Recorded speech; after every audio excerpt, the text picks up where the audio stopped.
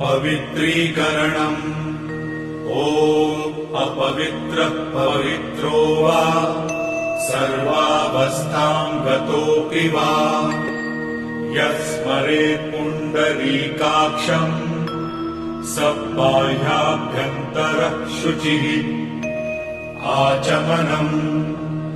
ॐ अमृतोपस्तरणमसि स्वाहा। ॐ अमृतापिधानमसि स्वाहा। ॐ सत्यं यशः श्रीर्मयि श्रीः श्रयतां स्वाहा। शिखाबन्धनम्। ॐ चिद्रूपिणि महामाये दिव्यतेजः समन्विते इष्टदेवी शिखा मध्ये तेजो वृद्धिं कुरुस्व मे। प्राणायामः।